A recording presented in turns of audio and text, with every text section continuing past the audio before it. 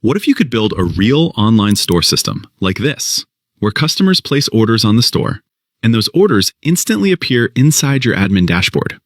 Let me show you something. I'm going to place a quick order here. And now look at this. The order appears instantly inside the dashboard, where the store owner can manage it, update the status, and track everything in real time. And in this video, we're going to build this entire system from scratch.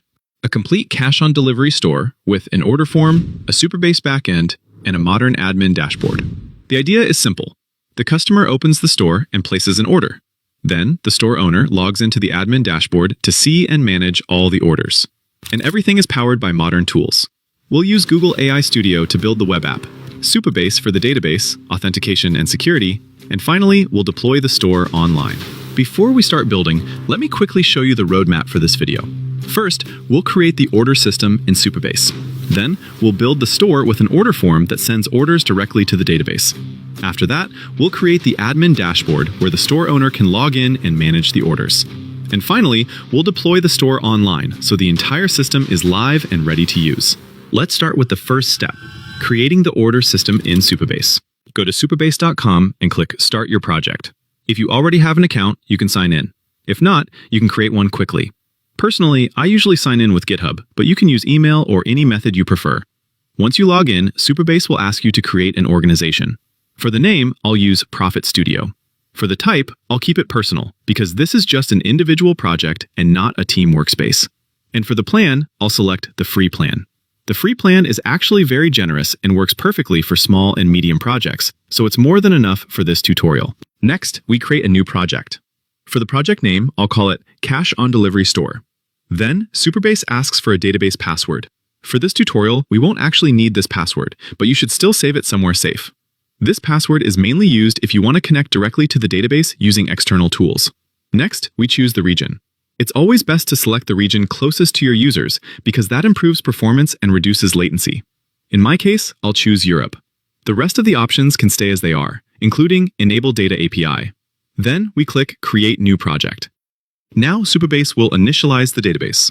Once the project is ready, the first thing we need is a table to store the orders. A table is basically where the data of our application will be stored. We could create the table manually by adding columns one by one and choosing their types.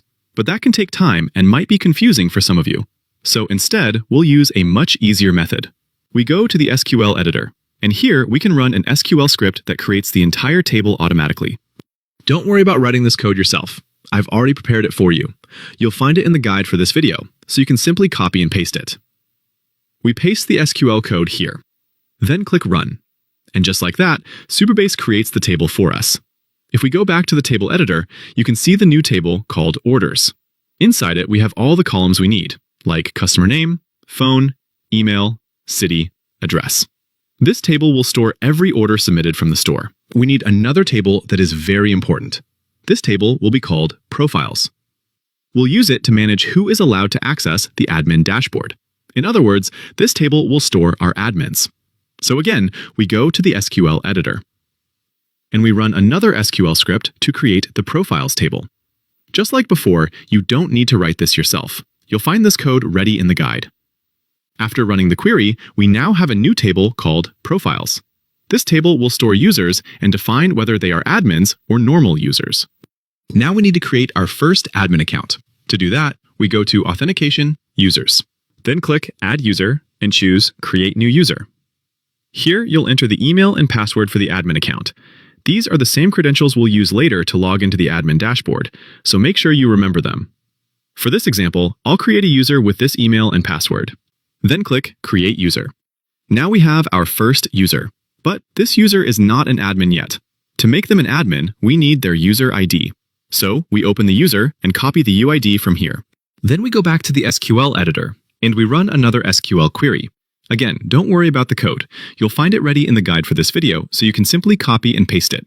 All you need to do is replace user ID here with the user ID we just copied. Then click Run. Now if we open the Profiles table, you'll see that the user has been added with the role admin. This is the account that will be able to access the admin dashboard later. All right, now before we connect our app to Supabase, we need to add one important thing: security. In Supabase, this is done using row-level security policies, or RLS. The idea is very simple.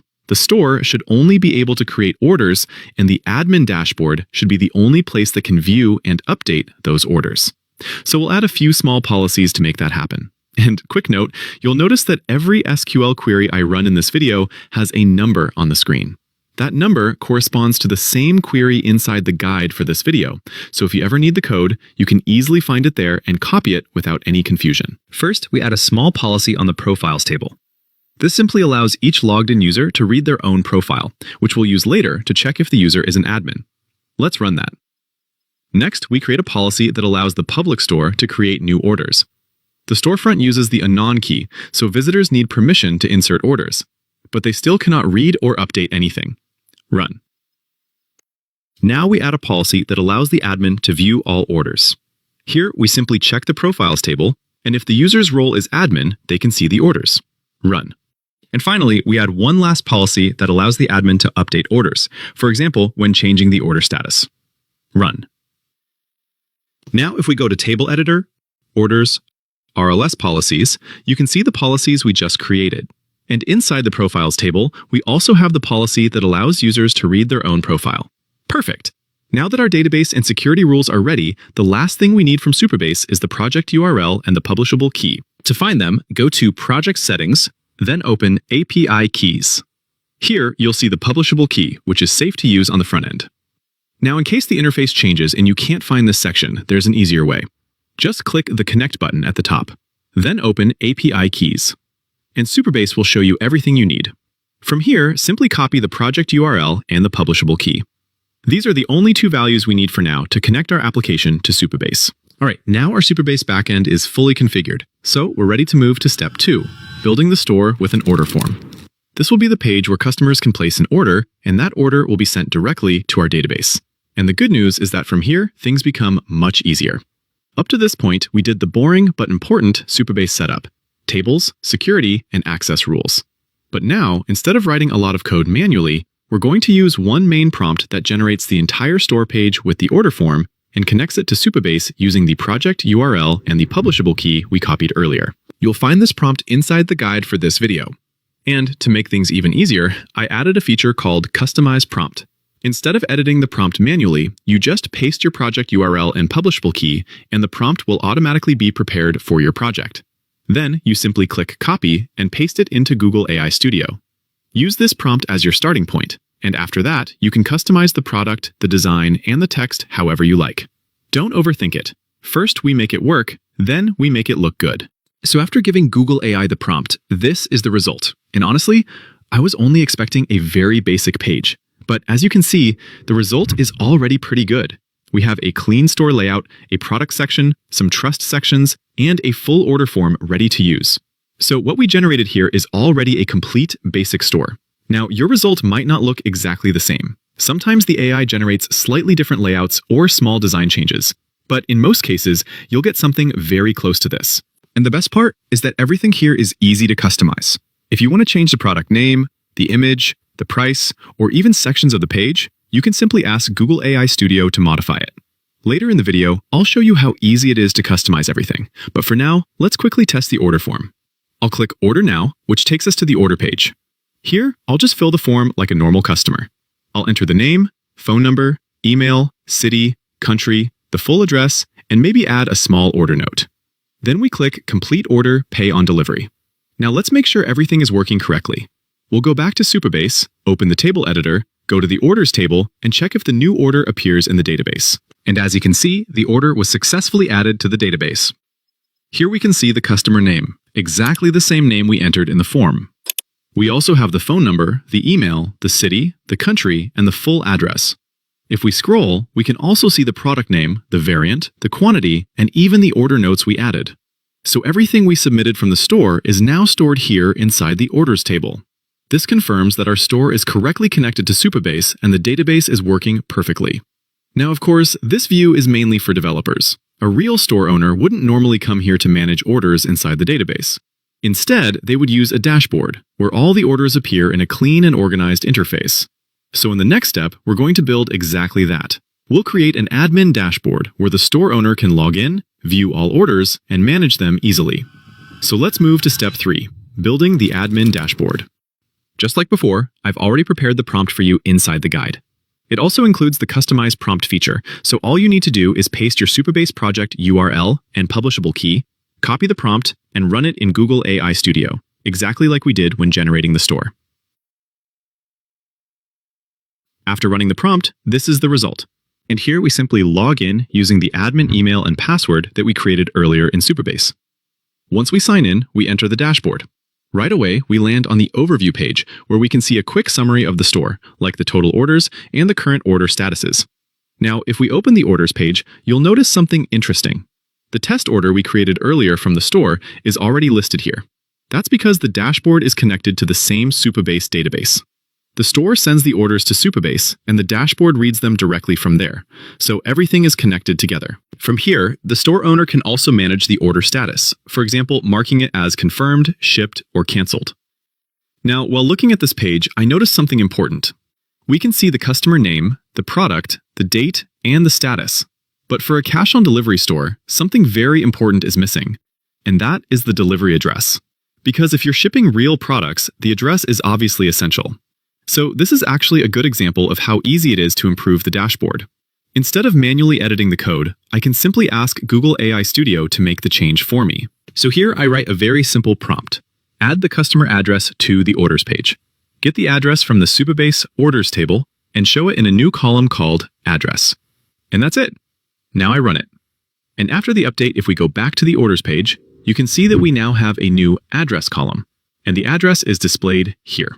So with a very simple prompt, we improve the dashboard and make it much more useful for a real COD workflow. Now, just to make sure everything is correct, let's quickly verify it inside Supabase. If we open the orders table, you can see the same address here, the same customer name, and the same order data. So the dashboard is simply reading the data directly from Supabase. Everything is connected. And this connection works both ways. For example, if I change the order status here in the dashboard to shipped, and then go back to Supabase, you'll see that the status is updated there as well. So the store, the dashboard, and the database are all synchronized. We also have a settings page where we can customize things like the dashboard name or subtitle. And when it comes to the design, think of this prompt as just a starting point. If you like the design, you can keep it as it is. And if you want to change the layout, add a logo, improve the UI, or add more fields, you can do that very easily using Google AI Studio. Because the most important part is that the dashboard is already connected to Supabase. Supabase acts as the bridge between the store and the dashboard. The store writes the orders to the database, and the dashboard reads and manages them. So even if you redesign the interface later, the core system still works. And honestly, systems like this are often sold for hundreds of dollars to small businesses. So don't underestimate what you're building here. This is already a real working order management system. And from here, you can keep improving it as much as you want. Now that both the store and the dashboard are working perfectly, there's only one last step left. We just need to put everything online. And the good news is, this part is actually very quick. So in the final step, we'll deploy the project and make the store live on the internet. The first thing we need to do is save this project to GitHub. So here in Google AI Studio, we go to Settings, then we scroll down until we find the GitHub option. If this is your first time using GitHub here, you'll need to connect your account. Just sign in normally and authorize access. Once that's done, we can create a new repository. For the repository name, I'll call it Cash on Delivery Store. And for the description, you can write anything you want. For the visibility, we're going to choose Private. This project contains the full code for your store and dashboard, so it's better to keep it private unless you specifically want to make it public. Now we click Create GitHub Repository. And finally, we click Stage and commit all changes. Perfect. Now the entire project is saved to GitHub. Now we need a place to actually run this project online. And for that, we're going to use Hostinger. You'll find the Hostinger link inside the guide for this video. And I also added it in the description below. Once you open the page, click Claim Deal. Then you'll see the available hosting plans. The most important thing we need here is support for Node.js web apps. That's what allows us to run modern web apps like the one we just built. As you can see, this feature is available in the business plan and the cloud startup plan. For most people, the business plan is more than enough to get started. It also gives you quite a lot of resources. For example, this plan lets you create up to 50 websites, and it also supports up to 5 Node.js web apps, which is more than enough for most projects. So I'll click Choose Plan. Now here we select the hosting period. Hostinger recommends 48 months, and honestly, this usually gives you the best price. Personally, I prefer longer periods for hosting because it's something your project depends on. I don't want to deal with renewals every few months. And as you can see, if we switch to shorter periods, the price becomes much higher. So the longer plan usually gives the best value. Before continuing, you can also apply the coupon. Click Have a Coupon Code, then type Profit Studio. And that gives you an additional 10% discount. As you can see, the price drops a bit more. Once you're ready, just click Continue and complete the checkout. After finishing the payment, you'll enter the Hostinger dashboard. From here, go to Websites. Then click Add Website and choose Node.js Web App. This is exactly what we need to deploy our project. Now, the first thing Hostinger asks for is a domain name. With this plan, you can actually claim a free domain, so you can choose it directly from here if you want. For now, I'm going to skip this step and set the domain later, so I'll click Use Temporary Domain. Next, Hostinger asks how we want to deploy the project.